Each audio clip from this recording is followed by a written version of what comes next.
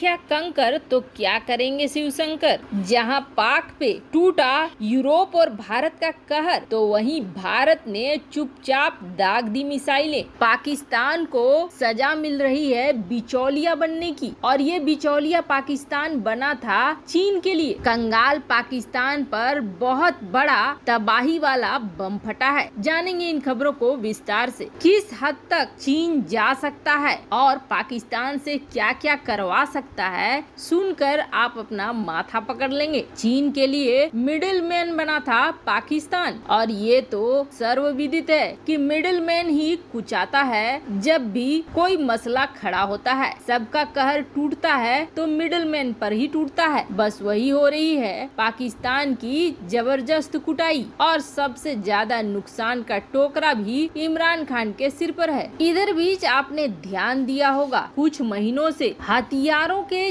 बाजार में जितने भी देश हैं, वो देश धीरे धीरे पाकिस्तान से किए हुए आर्म डील को कैंसिल कर रहे हैं। यहाँ तक कि हथियारों को अपग्रेड करने की बात को लेकर भी ये सारे देश पीछे हट रहे हैं। बार बार अमेरिका से भी हथियार खरीदने की कोशिश कर रहा है पाकिस्तान, लेकिन हथियारों के मामले में उसे ना ही सुनने को मिल रहा है। कथित तौर पर तो ये भी कहा गया कि अपने यहाँ बेस बनाने देने के लिए भी तैयार था पाकिस्तान, लेकिन बदले में उसे चाहिए थे अमेरिका से हथियार और लड़ाकू विमान। लेकिन अमेरिका ने ऐसी परिस्थिति में भी साफ साफ मना कर दिया। पाकिस्तान के NSA ISI चीफ तक अपनी बात को पहुंचाने के लिए अमेरिका गए थे, लेकिन वहां पर भी बाइडेन ने नकार दिया। तो इन सब के बीच में यूरोपीय देशों ने भी बड़े बड़े डील कैंसिल करने शुरू कर दिए और कंपोनेंट्स अपग्रेड करने से भी मना करना शुरू कर दिया। अब हाल ही में जर्मनी, जो कि पाकिस्तान के एक सबमरीन के लिए इंजन देने वाला था,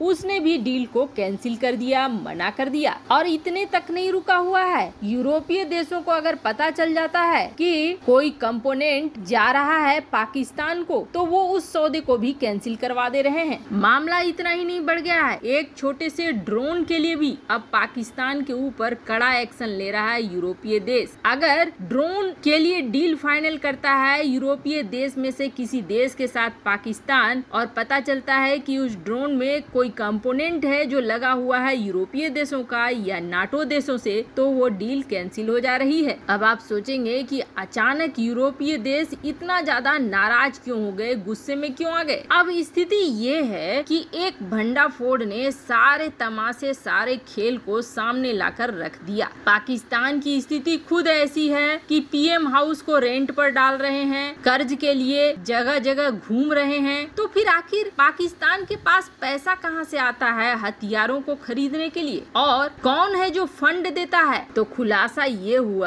कि दरअसल चीन है जो पाकिस्तान को पैसे दे रहा है, फंड दे रहा है, और इसी पैसे, इसी फंड से पाकिस्तान खरीदता है यूरोपीय देशों, अमेरिका से हथियारों को। अब चाइना को क्या फायदा है इससे? तो चाइना को ये फायदा है कि इन हथियारों को फिर वो लेता है और लेकर खोलकर इनकी रिवर्स इंजीनियरिंग करना शुरू कर देता है, और फिर इसकी टेक्नोलॉजी को करता है चोरी। और ऐसा नहीं है कि ये 1-2 महीने शुरू करा है चीन ने, बल्कि 5-6 सालों से यही धंधा चीन अपनाए हुए था। पाकिस्तान को मिडिल मैन के रूप में रख के यह काम कर रहा था, और ये सब कुछ इतने प्लान की तरह किया जाता था कि डायरेक्ट पाकिस्तान के अकाउंट में पैसे नहीं जाते थे, बल्कि मिडिल मैन के बीच में भी मिडिल मैन लगे हुए थे। कई देशों से होते हुए ये पैसे पाकिस्तान पहुंचते थे, ताकि न तो अमेरिका को समझ में आए और न ही यूरोपीय देशों को भनक लगे इसकी। तो सच्चाई ये है कि चीन इनके पीछे इसलिए पड़ा हुआ है क्योंकि असल में चीनी वायुसेना और नौसेना इंजन की किल्लत से जूझ रहे हैं। दोनों की ही हालत अंदर से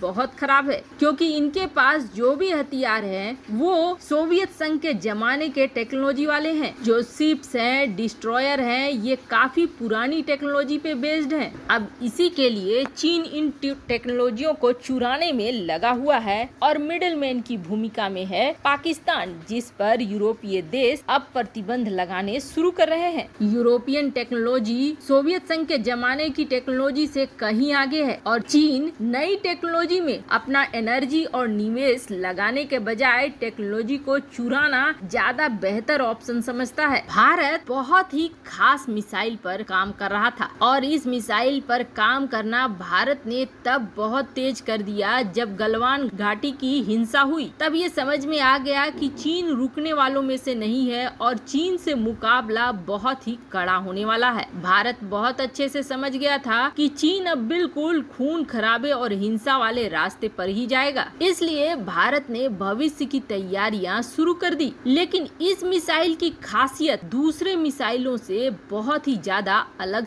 बाकी सारी मिसाइलों को खास टारगेट के लिए, खास लक्ष्य के लिए और बिल्कुल प्रिसाइज तरीके से बनाया जाता है, लेकिन इस मिसाइल को बनाने के पीछे सिर्फ और सिर्फ एक दिमाग था, जितनी ज्यादा से ज्यादा तबाही मचा दे। ये न देखे कि किस टारगेट को मारा, कैसे मारा, लेकिन जहां पर गिरे ये इतनी तबाही मचा दे कि दुश्मन दोबारा उठकर वहां से खड़ा ना हो सके। और मजे की बात सुनिए, भारत ने इस मिसाइल को लेकर दो रणनीतियां भी बनाई। एक ये थी कि भारत अपने डिफेंस क्षेत्र में इस मिसाइल का इस्तेमाल करेगा चीन के ऊपर बरसाने के लिए, तो दूसरा ये था कि इन मिसाइलों को उन्हीं देशों को बेचा जाएगा जो चीन के कट्टर वाले दुश्मन हैं और चीन से लगते हैं, जैसे कि फिलीपींस, वियतनाम, यानी कि चीन के पड़ोसियों को। खास करके वियतनाम इसमें नंबर 1 पोजीशन में भारत की रणनीति में था। अब वियतनाम एक खास रणनीतिक पोजीशन पे है। यहाँ से अगर हमला हुआ तो आधा चीन यूं ही चला जाएगा, आधे चीन के शहर को बड़े इजीली तरीके से भारत टारगेट कर लेगा। और ऐसा है कि जिस तरीके से चीन भारत के पीछे पड़ा हुआ है, उसी तरीके से वियतनाम से भी चीन के रिश्ते बहुत ही खराब है। चीन से बढ़ते संकट को देखते हुए चीन के पड़ोसियों की नजर भी इस मिसाइल पर थी कि कब भारत इसे बनाए, और भारतीय सेना की भी थी। और इसे रूस का तोड़ भी माना जा रहा है, क्योंकि ब्रह्मोस मिसाइलों को बेचने से एक बार मना कर सकता है रूस। इसलिए भारत ने बनाया प्रयास, जो कि अब कंप्लीट हो चुका है और परीक्षण के दौर के लिए तैयार हो रहा है। जल्द ही इस मिसाइल को बेचने के लिए भी तैयार कर दिया जाएगा। इसकी रेंज है 200 किलोमीटर, जो कि अंतर्राष्ट्रीय मानकों के तहत है, यानी कि किसी देश को आप 200 किलोमीटर से ज्यादा दूरी वाली मिसाइलें नहीं बेच सकते हो। इस मानक को पूरा करते हुए भारत ने इसे बना लिया है।